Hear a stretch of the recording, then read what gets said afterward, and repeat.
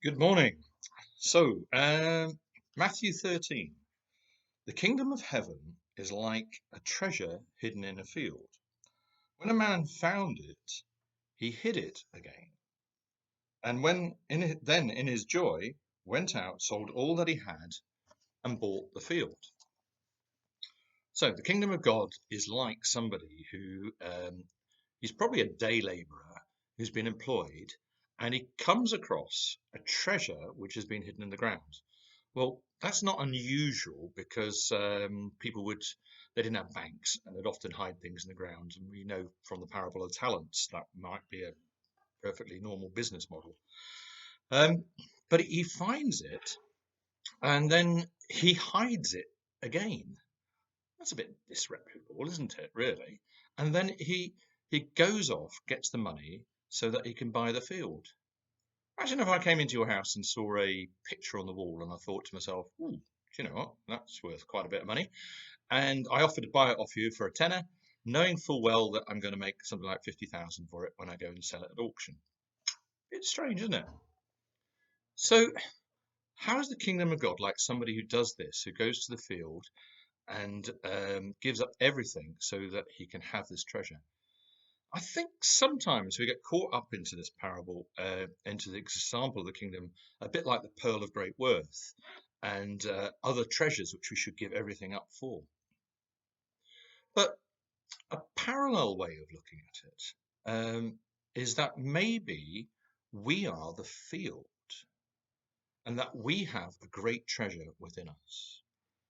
And that Jesus comes and he recognizes the treasure which is there.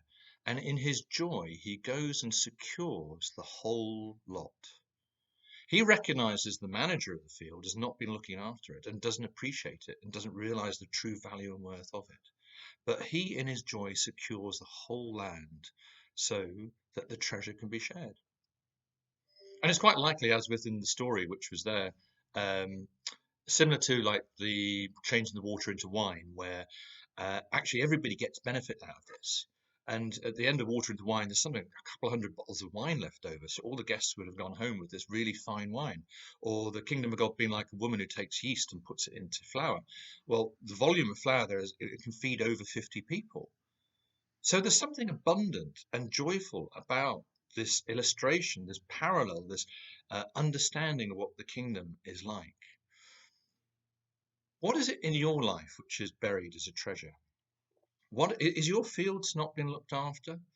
Do you need Jesus today to come and give up everything and bring that to the surface for the community? Or you need to know that that's there, that's already happened. And I guess in this time of prayer for our mission partners, I'm impressed by the people who have given up everything, and in their joy, they have gone to far flung fields of the world or found areas here within our city where they want to bring the best out and the treasure in people's lives. And that the kingdom of God is like that.